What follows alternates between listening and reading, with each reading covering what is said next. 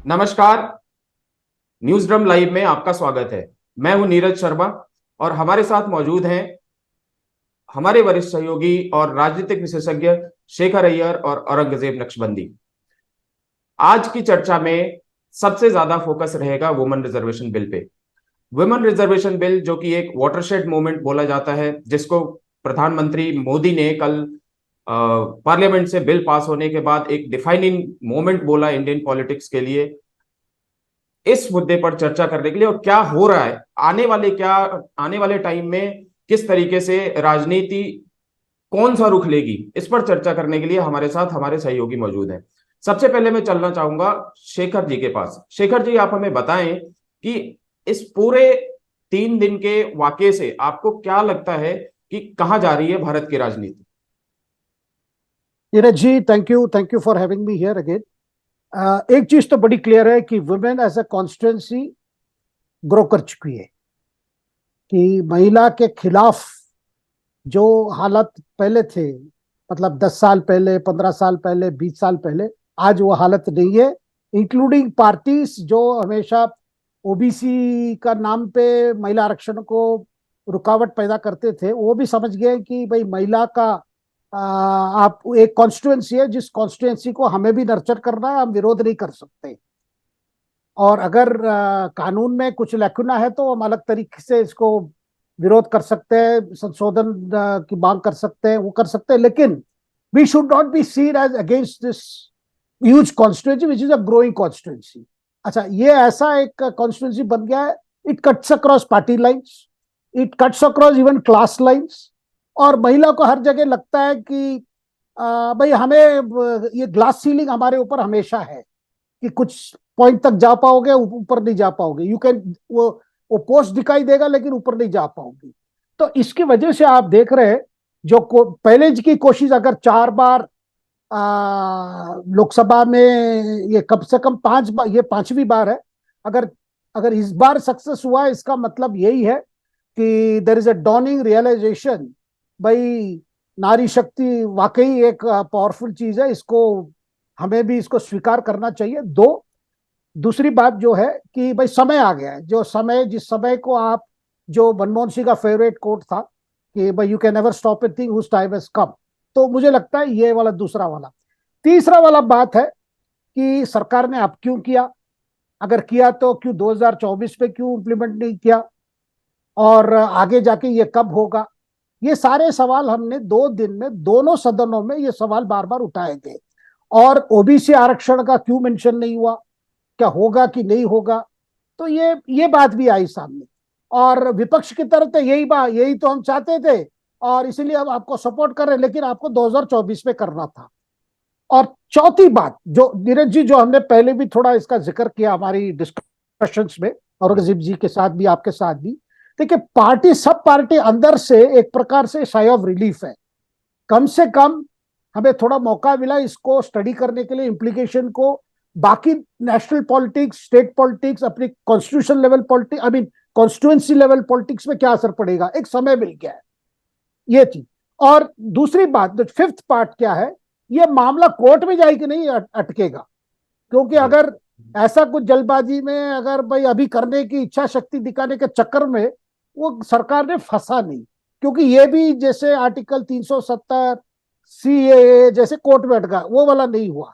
तो मुझे लगता है एक लॉजिकली किया गया है। अब केवल यही बात है, क्रेडिट वॉर चलेगी, भाई हमने किया, हमारी वजह से ये हुआ, और इन्होंने नहीं किया, इन्होंने अमूल नहीं किया, ये चलेगा। बट एक चीज है नीरज जी, अपने आप में महिला आरक्षण की वजह से कोई बड़ा बढ़ोतरी होगी वोट सरकार को या बीजेपी को, या जिन पार्टी ने समर्थन किया उनको, या जो पार्टी, एकमात्र पार्टी जिन्होंने विरोध किया वो है हमारी मजलिस पार्टी, उनका 2 सदस्य ने लोकसभा में विरोध किया, वही 2 वोट, और राज्यसभा वो भी हमने देखा। तो ये सरकार भी जानती है, बीजेपी भी जानते हैं, बीजेपी को भी पता है। इसीलिए कल भी आप देखेंगे जिस तरह ये पेश किया गया है, और परसों भी, भाई this is one aspect of empowerment. हमने सोशल एम्पावरमेंट कर ली, इकोनॉमिक एम्पावरमेंट के लिए कई फ्लैगशिप प्रोग्राम से जाके इसको भी कर लिया, और ऐसा इसको किया है जाके जो कॉन्स्टिट्यूशन के, संविधान के जो प्रावधान है जो पहले से आ रहे हैं, उसी हिसाब से हमने किया है। इसमें कोई रुकावट नहीं, कहीं अटकलें नहीं होगी, ठीक तरह से हम करेंगे। और दूसरी बात, सेंसस को लेकर, क्योंकि ये सेंसस बेस्ड है, सेंसस के ऊपर डिलिमिटेशन हुआ। एक बात जो खुलासा हुआ है कि जब कॉन्स्टिट्यूशन में कहा जा रहा है भाई 26 के बाद ही सेंसस होना है, उस पर एक बड़ा चेंज सरकार की स्टैंड है, भाई हम उतना तक नहीं वेट करेंगे। 21 में जो सेंसस होना था तुरंत हम चालू कर देंगे जैसे लोकसभा चुनाव खत्म होगा। और उसको लेकर अगर इश्यूज बनती है, क्योंकि आपका पहला है भाई 26 के बाद सेंसस, अगर 24 मतलब 24 इलेक्शन के बाद सेंसस कैसा रिकंसिल करेंगे वो प्रावधान को लेकर, उसको लेकर हम they may come to the parliament again. ये सारी चीजें जो 2 दिन के डिबेट से सामने आ रहा है नीरज जी। सर, ये 2026 में जो कॉन्स्टिट्यूशन के हिसाब से सेंसस होने वाला, ये इशू मुझे समझ में नहीं आया। 2021 में होना था, उसके बाद 2031 में होना था, फिर से ये 26 बीच में कहाँ से आया? एक बार समझा दीजिए मेरे समझने के लिए। नहीं, ऐसा है 1976 में जब इमरजेंसी लागू थी, जी। उस समय फिर डिबिलिटेशन की बात थी। वह उस समय की जो परिस्थिति थी, इंदिरा गांधी ने सोचा भाई इस पे क्यों नया चक्कर में क्यों जाए अभी। तो ये तय हुआ था, इंदिरा गांधी संजय गांधी तय किया भाई इसको 20 साल इसे टाल दो, ओके। इसको आप ले जाओ ये तक ले जाओ, 2002 तक टाल दो। जी। वो जाके 76 से मामला जाके वहां तक गया, उस हिसाब से कानून भी लाया गया। 2000 में क्या हुआ, यही बात आई, भाई क्या हम तैयार है, फिर सेंसस 2001 की एक सेंसस है वो कब करेंगे, ये सब करके क्या हुआ, उस समय जो वाजपेयी की सरकार उन्होंने कानून लाया। वो कानून ऐसा था कि भाई हम इसको 26 तक कर देंगे। फिर दोबारा जब सेंसस की बात आई, अच्छा डिलिमिटेशन की प्रेशर बढ़ी, भाई एक लोकसभा कॉन्स्टिट्यूंसी का पॉपुलेशन इतना बड़ा है, कुछ ये लोकसभा की कॉन्स्टिट्यूंसी बहुत छोटा है, जो संसद है वो बड़े वाले से उनके लिए भी तकलीफ है, इतने असेंबली सेगमेंट्स है, लोगों के साथ कांटेक्ट रखना, अपने कॉन्स्टिट्यूंसी को मैनेज करना, वो भी चैलेंज था। तो जब यूपीए कार्यकाल में ये तय हुआ था भाई ठीक है, थोड़ा तो हम रीएडजस्टमेंट करना होगा, डिलिमिटेशन ऑफ जियोग्राफिकल एरिया का, यानी टेरिटोरियल एरिया कॉन्स्टिट्यूंसी चेंज करके यह तय हुआ था कि एक डिलिमिटेशन होगी लेकिन सीट नहीं बढ़ेगी। ये 2011 में हुआ था। तो फिर उस समय भी तय हुआ था, कानून में भी क्लियर भाई जो 26 वाला तक है वही रहेगा। अब आज की तारीख में कॉन्स्टिट्यूशन में जो प्रावधान है यही कहता है भाई 26 तक यही रहेगा, उसके बाद डिलिमिटेशन होगा और कॉन्स्टिट्यूएंसी की संख्या बढ़ेगी on the basis of census. ना इसको लेकर एक दूसरा विवाद जो खड़ा हुआ है, भाई सेंसस का मतलब जनगणना, जनगणना मतलब पॉपुलेशन।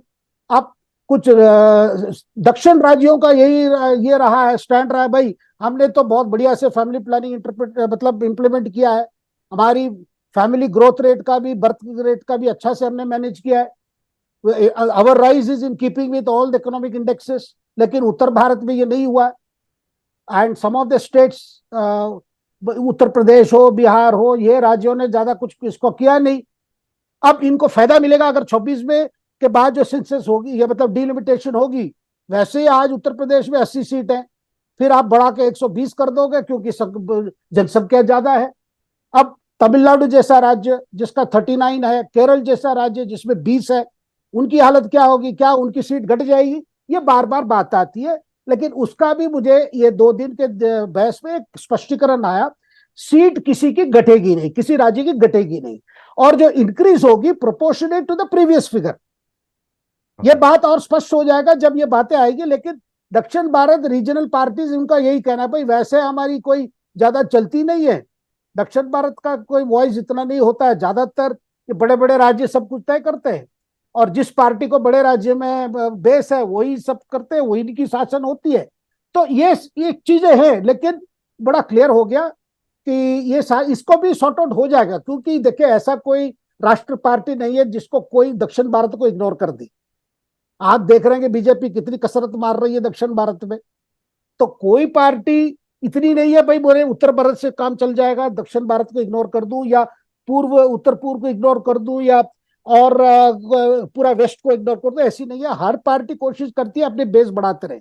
और डिलिमिटेशन जो चीज है नीरज जी, मैं ये भी कहना चाहता हूं, डिलिमिटेशन कमीशन जो है ना, ये एक क्वासी जुडिशियल बॉडी कि सवाल आता था बार बार, इस बार भी भाई इसी सरकार कर देती, लेकिन सरकार नहीं कर सकती delimitation.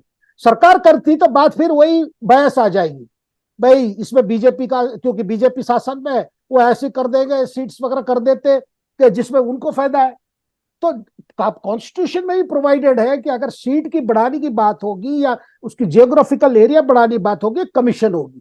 Commission is a quasi judicial body headed by a former supreme court जज। चीफ इलेक्शन कमीशन मेंबर्स है और हर पार्टी का रिप्रेजेंटेटिव होते हैं, और ठीक सारा है। जुडिशियल प्रोसेस से होता है वहां पे। ऑब्जेक्शन लिए जाते हैं, पब्लिक हियरिंग होती है। तो ये एक प्रकार से delimitation commission is seen as a more judicial scrutiny. ठीक है सर, मैं अभी जो 2026 में बात आई, तो अभी मैं ये समझ रहा हूँ आपकी बातों से कि 2026 में डिलिमिटेशन होना है ना? सेंसस कभी भी हो सकता है, क्योंकि नहीं, 2021 से अभी बाकी तक है। नहीं धीरज जी, अभी तक प्रावधान कहता है सेंसस पहले होगी, जो 26 के बाद सेंसस होगी, सेंसस के बाद डिलिमिटेशन होगी, डिलिमिटेशन की बाद कॉन्स्टिट्यूंसी की संख्या बढ़ेगी। अच्छा। अब ये वुमेन रिजर्वेशन की जो सीट, जो कौन सी सीट 15 साल के लिए महिला के ये में आएगा, तो उसके बाद तय होगा। अब इसका मतलब जो सेंसस होनी थी 21 में, वो नहीं हुआ। जी। सरकार ने कोरोना का कारण दिखाया, कोविड का कारण दिखाया। अब जी। जाके अगर अब वैसे अगर देखा जाए, केवल you go by the constitution provisional reading जो है अभी स्टैट्यूट में, भाई 26 के बाद ही सेंसस करना है। लेकिन सरकार की तरफ से कहा जा रहा है नहीं, हम जैसे ही लोकसभा चुनाव खत्म होगा, क्योंकि 21 का डिले हो गया है, हम चाहते हैं कि जैसे लोकसभा चुनाव होगा प्रक्रिया शुरू कर देंगे। तो यानी we will started by June of 2024, June July. Sir, अगर कानून के हिसाब से जाते हम, तो हमें 21 में भी करना था और 26 में भी करना था सेंसस, नहीं राइट? नहीं नहीं, हमारी देखो सेंसस इससे कनेक्टेड नहीं था डिलिमिटेशन से। अच्छा अच्छा। तो delimitation is connected to census. Okay. Census वैसे आपको हर 10 साल में करनी है। 2011 में किया था, 2021 में करना था, इन्होंने नहीं किया। तो अगर 2021 में सेंसस हो गया होता, तो 2026 में सेंसस नहीं करना पड़ता फिर डिलिमिटेशन के लिए? ना, इसके लिए नहीं करना पड़ नहीं, बट प्रावधान में था कि उसके बाद सेंसस होनी है, 26 के बाद एक सेंसस होनी है। अच्छा अच्छा अच्छा, दैट वे। बहरहाल that may be done away with, that may be done away with and taking जो सेंसस अभी कह रहे सरकार की 2024-25 में जो भी होगा, क्योंकि उसके लिए क्या है, 6 महीने का समय लगता है ट्रेनिंग ऑफ स्टाफ। जी। तो ideally to start sometime in January of 2025, और उसको 1 साल लगेगा फील्ड का और 1 साल लगेगा कोलेशन का, तो लगभग वही 26 आ जाएगा। जी, डिलिमिटेशन के टाइम तक हो जाएगा। हाँ। औरंगजेब भाई के पास चलते हैं। औरंगजेब भाई, आप मुझे एक सीधा सीधा बात बताइए, जो चीज इस पूरे बवाल, मतलब ऑफ कोर्स कह सकते हैं राजनीतिक तौर पे बवाल मचा हुआ है। बवाल इस बात का कि आपने वुमेन्स रिजर्वेशन बिल पास तो कर दिया, लेकिन इसके अंदर भी एक ओबीसी का कोटा होना चाहिए। SC ST जो भी कॉन्स्टिट्यूशन के प्रावधान है, जो मेरी समझ है कि कॉन्स्टिट्यूशन का प्रावधान है, उसके हिसाब से SC ST का रिजर्वेशन जो कॉन्स्टिट्यूशन में है वो दे दिया गया है ऑलरेडी। ओबीसी का प्रावधान नहीं है। इसका मतलब जो मुझे समझ में आ रहा है कि विपक्ष की मांग है कि ओबीसी के लिए पहले अलग से फिर से कॉन्स्टिट्यूशन में अमेंडमेंट की जाए, और फिर उसके बाद कोटा, वुमेन्स कोटा के अंदर सब कोटा दिया जाए ओबीसी के लिए। यही मतलब है? देखिए, ये तो जो डिमांड आ रही है उसके कारण है ना। अब देखिए, पहले जब हमने देखा था यही ओबीसी पार्टी जो थी, इन्होंने चलने नहीं दिए, इन्होंने करने दे दिए। ये चाह रहे थे कि वहां पे ओबीसी का कोटा विद इन कोटा हो, राइट। जी। लेकिन उस टाइम भी ऐसा कोई प्रावधान नहीं था, खाली SC ST का था, ठीक है। और वो 15 साल के लिए था, बाकी तो सब कुछ है। तो ये एक नया पिच है जो कांग्रेस का है। अब इसमें संविधान में है नहीं है, वो उसमें नहीं जा रहे हैं।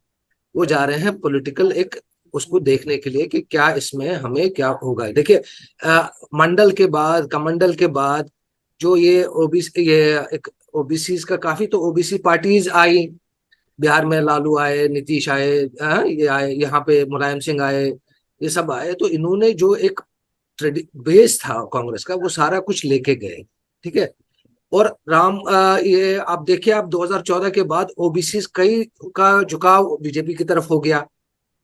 आप देखेंगे कि कई और काफी अभी तक एक बहुत बड़ा पुश था बीजेपी की तरफ से ओबीसी को लेके। तो अब कांग्रेस को ये लग रहा है कि ये हमारा एक मौका है, क्योंकि हम उस टाइम हमने वो जो है अपना स्ट्रेटेजी उस तरह से नुआंस नहीं किया, या उस तरह हमने स्ट्रेटेजाइज नहीं किया कि हमें एक बहुत बड़ा चंक हमसे चला गया और वो रीजनल पार्टीज की तरफ गया। अब एक मौका है कि जब बीजेपी के पास है तो हमें एक मौका है कि जब हम उनको लुभा सकते हैं। तो ये एक, क्योंकि अगर आप देखोगे राहुल गांधी काफी टाइम से कास्ट सेंसस की बात कर रहे हैं। वो जितना वो था कि जितना जिसकी आबादी उतने भागीदारी करके ये सब स्लोगन्स देख रहे हैं हम आजकल। तो बेसिक उनका एक आइडिया है कि हम जो है, ये जो ओबीसी बहुत बड़ा चंक है पॉपुलेशन का, और अभी काफी उस चंक में से एक बहुत बड़ा चंक जो है वो बीजेपी की तरफ गया हुआ है। तो उसको वहां से वापस निकाल के अपने तरफ खींचने की कोशिश कर रहे हैं। क्या वो कामयाब हो सकते हैं या नहीं, वो टाइम बता देगा। लेकिन एक चीज मैं आपको बता दूं, मेरी शेखर जी से कुछ दिन पहले बात हुई, और मैं ये मुतमईन हूं कि चाहे ये टेक्निकलिटीज है जो हम बात कर रहे हैं कि 26, 34, 29, मुझे जो लग रहा है कि जैसे शेखर जी ने मुझे अपने एक कि मोदी इसी 24 में कुछ ना कुछ करेंगे इस बात को लेके अपनी पार्टी को में। और मैंने आज ये देखा कि कुछ आम आदमी पार्टी के लोग भी इसको एक पिच बना रहे हैं कि हमें इसी इलेक्शन में ये करना चाहिए। तो उसमें क्या होगा, देखिए बीजेपी में कोई प्रेशर की बात नहीं आएगी, क्योंकि जो मोदी चाहेंगे वही होगा। चाहे वो 33% दे के 50% भी देंगे, कोई आवाज नहीं उठेगी। लेकिन कांग्रेस जैसे पार्टी में उठना स्टार्ट हो जाएंगे, और वो हमेशा ये बोलेंगे कहाँ से लाएंगे, क्या होगा। तो वहां अगर ऐसा किया तो ये पार्टीज जो बाकी है वो बैकफुट पे आ जाएंगी। और मुझे जो लग रहा है कि हो सकता है, क्योंकि उनको ये है कि जिसको मैं खड़ा करूंगा वही जीत जाएंगे, तो उस हिसाब से मुझे लग रहा है कि इसमें वो 24 में कुछ ना कुछ अपनी विद इन द पार्टी कर लेंगे। मैं इसमें मुझे पूरा ये लग रहा है कि ऐसा हो जाएगा। और जिस तरह से आम आदमी पार्टी का अभी पिच हो रहा है कि नहीं इस बार हमें करना चाहिए, इस बार हमें तो वो भी माहौल बना रहे हैं। तो काफी पार्टी जो बाकी है उन वो बहुत ज्यादा बैकफुट पे आ जाएंगी, और उनको बहुत प्रॉब्लम होगी, क्योंकि देखिए कैंडिडेट मिलना बहुत बड़ी बात है। और आज आप देखोगे विद इन बीजेपी भी उमा भारती ने लेटर लिखा है पीएम को। जी। तो वहां भी ओबीसी को लेके एक थोड़ा सा तो हो ही रहा है ना, क्योंकि हर हर पार्टी में उन्होंने कहा कि अगर आप इनको इग्नोर करोगे तो वो चैंग जो है वो चला जाएगा, वो कहेगा बीजेपी ने हमें धोखा दिया। तो कहीं ना कहीं राजनीति तो इसमें हो गई है। लेकिन मुझे ये लग रहा है कि 24 में मोदी कुछ करेंगे इसको विद इन द पार्टी, ये मुझे लग रहा है। और मैं शेखर जी से सहमत हूँ इस बात। शेखर जी आपको ये नहीं लगता कि फिर से मंडल की बात उठा करके, और जो भाषा थी कल तेजस्वी यादव की कि बीजेपी का सर्वनाश हो जाएगा अगर वो ओबीसी को कोटा विद इन कोटा के लिए वुमेन्स रिजर्वेशन बिल में इग्नोर करती है, आपको ऐसा नहीं लगता कि शायद फिर से हम किसी डेंजरस टेरिटरी में जा रहे हैं और फिर से शायद मंडल वाली हालत न पैदा हो जाए देश भर में? देखिए, मंडल वाली हालत जो वो उस समय जो हुआ था उस टाइप नहीं होगी, लेकिन एक दूसरी टाइप हो रही है जो ऑलरेडी मतलब जो भी सत्ताधारी पार्टी जहां भी हो, कोई किसी पार्टी का वो दिक्कत आ रहा है ये है। देखिए, क्लैमर फॉर ओबीसी स्टेटस बढ़ गया है अभी। आपने पाटीदार का आंदोलन देखा गुजरात में, अब मराठा वाला इंस्टॉलमेंट में चल रहा है, अभी भी एक बड़ा कॉन्फ़िगरेशन हो गया था। जी। अब जाके उनको कहा जा रहा है भाई वहां पे क्या है, कुनबी सर्टिफिकेट, क्योंकि मराठा में एक सेक्शन है कुनबी, उनको ओबीसी स्टेटस है। जी। अब एक सजेशन आई भाई सब मराठा को कुनबी सर्टिफिकेट दे दो। लेकिन जो वाकई जो कुनबी है वो कह रहे हैं ये क्या है भाई, जो हमारे लिए जो आ रहा है उसी से आप इसी से बांटोगे तो फिर हमें क्या मिलेगा। तो ये क्लैमर जो है, इस क्लैमर के लिए एक रोहिणी कमिटी बनी गई थी, former justice Delhi high court के जज के ये पे वो कमिटी का रिपोर्ट सौंप चुका है। और दूसरी तरफ एक केजी बालाकृष्णन जो भूतपूर्व चीफ जस्टिस है, उनकी एक कमिटी चल रही है भाई जो SC ST जो है उनको जो धर्मांतरण करके जो लोग हैं उनको वो दर्जा SC ST मिलेगी कि नहीं। तो कास्ट को लेकर देखिए कई, मैं मानता हूं माइन फील्ड्स हैं जो ऑलरेडी लगे हुए हैं। तो वो एक सवाल है ना। ओबीसी को लेकर क्या है कि सबसे ज्यादा एक पार्टी अगर कोई इंटरनलाइज किया मंडल को, वो है बीजेपी।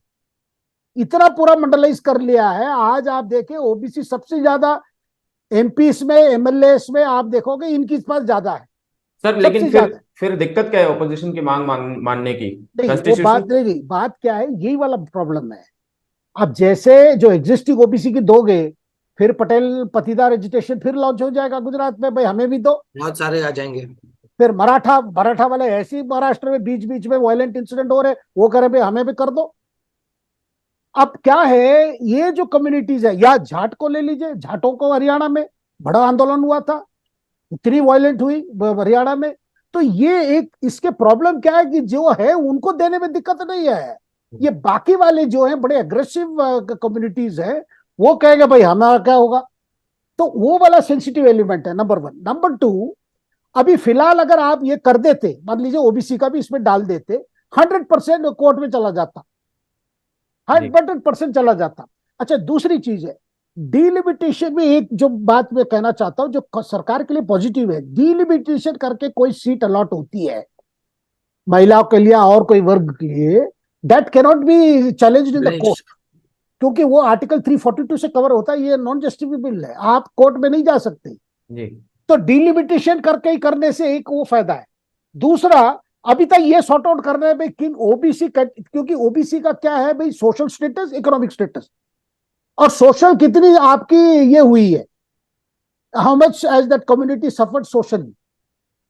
तो वो अगर देखा जाए, महाराष्ट्र में कोई मानेगा नहीं कि आज के तारीख में Marathas have suffered or suffering, या हरियाणा में जाटों की हालत खराब है, क्योंकि तो क्या, but at the same time Jat हो या पाटीदार हो या मराठा हो, उनके लिए दूसरी दिक्कत है, क्या है भाई, जमीन है, सब कुछ है, लेकिन एग्रीकल्चर प्रोड्यूस से कोई ज्यादा इकोनॉमिक ग्रोथ नहीं हो रहा है, नंबर वन। और नौकरियां, और ये कम्युनिटीज भी आजकल नौकरी के चक्कर में है, कोई मंथली कुछ स्टडी इनकम मिल जाए, इसीलिए तो आरक्षण मांग रहे हैं जी।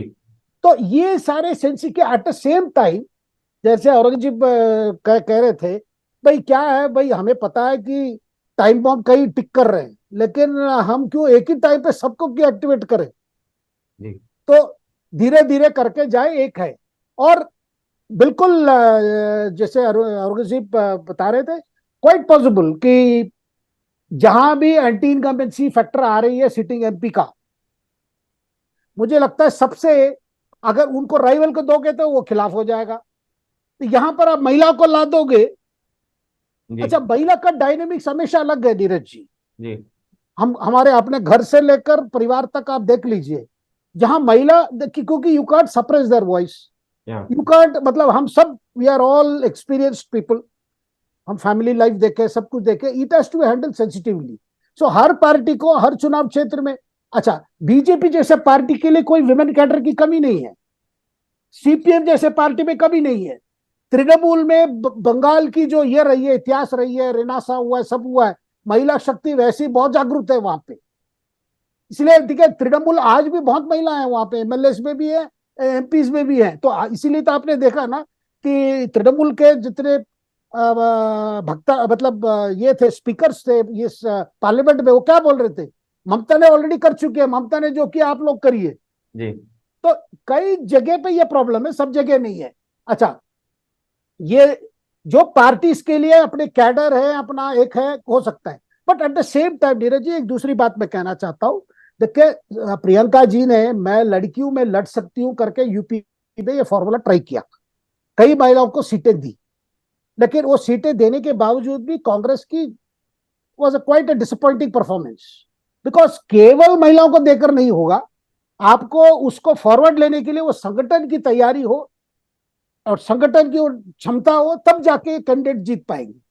तो there are many ifs and buts, but political message देना है कि पहले से ज्यादा, यानी 2014 से या 2019 से ज्यादा, अगर आप ज्यादा महिला कैंडिडेट दे देंगे, कोई भी पार्टी दे देंगे, तो कोई हो जाएगा। मुझे नहीं लगता राहुल के लिए भी कोई प्रॉब्लम है, क्योंकि प्रियंका में फेवर दिस आइडिया, ठीक जी। है। एंड एक चीज है धीरज जी, महिला देखो फैक्टर क्या है, it cuts across cast lines, जहां महिला है ना, महिला को देकर वोटर को नहीं लेगा ये फलाना जात का है।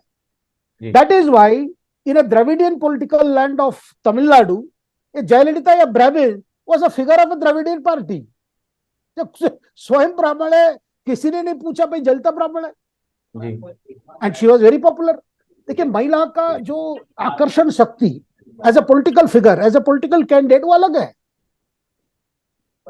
और स्टार भी थी, नहीं स्टार तो थी, लेकिन बीच बीच में डीएमके जब भी कोशिश की कहने के लिए वो तो ब्राह्मण है, ब्राह्मण है, मतलब तमिलनाडु में ब्राह्मण जीरो है, लेकिन इसका ब्राह्मण का ये नहीं लगा क्या, अधिकांश समय में ब्राह्मण का कोई जात का टैग कभी नहीं लगता, और केवल जात का नहीं, धर्म का भी नहीं लगेगा। क्योंकि जयललिता ने भी तमिलनाडु में, चेन्नई में एक आध constituency she gave it to her close friend who happens to be Muslim, उसको खड़ा किया, जीत का ही जबरदस्त जीत। सर मेरा सवाल दूसरा था। मेरा सवाल ये था आपसे, थोड़ा सा शायद हम इधर उधर हो गए, कि क्या ये कांग्रेस अपने आप को दोबारा से मंडल टाइप की राजनीति में फंसा रही है? और अगर ऐसा कर रही है तो लास्ट टाइम भी नुकसान इन्हीं को हुआ था, इस बार भी नुकसान इन्हीं को होगा, या इस बार ये सोच चुके हैं कि उसी पार्टी में? नहीं, कांग्रेस इस फोर्स, देखिए कांग्रेस ये कास्ट सेंसस में जुड़ चुकी है, ये कास्ट सेंसस की डिमांड कास्ट वाली इसलिए जुड़ चुकी है भाई, और कोई फॉर्मूला नजर नहीं आ रहा है। जब Indira Gandhi, Rajiv Gandhi, they were not in much in favour of तो इस बार नहीं करना है, इस बार इनको नुकसान नहीं होगा आप कह रहे हैं? लेकिन इनको लगता है कि भाई अब क्या है मेरे पास, और क्या है जी। नहीं, हमारे दूसरा पास। नीरज, हमेशा ये कोशिश होती है कि अगर कोई मेरे से चला गया है मैं उसको वापस कैसे लाऊं। तो आप मुख्तलिफ हर जो है या स्टेप्स लेते हो, तो वो उसको वापस करने के लिए। लेकिन तो कभी आप सक्सेसफुल होते हो, कभी नहीं होते हो। औरंगजेब भाई, बीजेपी देखो, आप एक्सपेरिमेंट्स करती रहती है ना, ये सब चीजें आप देखोगे हमेशा करते रहो, और यही अच्छा है, होता है हमेशा एक्सपेरिमेंट, उसमें सवाल फंसने की बात नहीं है। कांग्रेस की तरफ से सवाल ये है कि क्या इन्होंने बहुत देर कर दी ओबीसी के इशू को समझने अब में, जैसे देर तो, कहते हैं? देखिए देर तो है ही ना, अब 90 से लेके अभी तक तो देर तो होगी, बट इसका मतलब ये भी नहीं है कि वो कभी ना करें। क्योंकि छोटी पार्टियों से लेकर के क्या बोलते हैं आपके, राष्ट्रीय पार्टी जैसे बीजेपी तक, सबने इस पर्टिकुलर वोट बैंक पे ऑलरेडी कब्जा कर रखा है। देखिए बीजेपी ने भी स्लोली कर दिया, उसी टाइम जी नहीं कर दिया ना। जी। तो हर एक का एक अपना ये होता है, इसका ये भी मतलब नहीं है कि वो अटेम्प्ट ही नहीं करते, इसका ये भी मतलब है। अब वो, मैं तभी कह रहा हूँ कि सक्सेसफुल रहेगा नहीं रहेगा वो टाइम बताएगा। लेकिन अभी तो करेंगे। ये सारे अटेम्प्ट के चक्कर में मेरे ख्याल से, अब थोड़ा सा लाइटर नोट पे लेते हैं। कल इस चक्कर में कांग्रेस नेता राहुल गांधी संसद में फंस गए। कल नहीं, हाँ कल की ही बात है। राहुल गांधी परसों परसों उन्होंने मुद्दा उठाया था, कल जिसका जवाब भी दिया गया राज्यसभा में, और वहां भी जवाब दिया गया। वो उन्होंने उठाया था कि केवल 3 सेक्रेटरी 90 सेक्रेटरीज में से ओबीसी हैं, और जिसपे यही कहा गया कि वो तो 1992 के पहले के बैच के हैं, और उस टाइम पे आप ही की सरकार थी। तो वो उसने पहले भी उठाया था कर्नाटका में। जी। देखिए वो तो पॉलिटिक्स के लिए है, अदरवाइज ये तो 2014 से है सरकार, उससे पहले कौन थे, तो वो तो कहने की बातें हैं। हाँ बिल्कुल, वही वही कहने की बात है। हाँ। तो वो यही हो जाता है ना कि जब 1992 बैच के लोग ही अभी सेक्रेटरी बने हैं, और उस टाइम पे ओबीसी का कोई प्रावधान था नहीं, सरकार भी इन्हीं की थी, तो अभी ये सवाल उठाने का कोई मतलब बनता नहीं है। सही बात। बहरहाल बहुत बहुत धन्यवाद आप लोगों का इस इतने इंपॉर्टेंट इशू पे चर्चा के लिए, और लोगों को क्लैरिटी देने के लिए कि आगे किस तरीके से देश की राजनीति इस मुद्दे पर लेकर आगे बढ़ेगी। फिर जुड़ेंगे हम किसी खास मुद्दे को लेकर के। बहुत बहुत धन्यवाद आप लोगों को। धन्यवाद। धन्यवाद।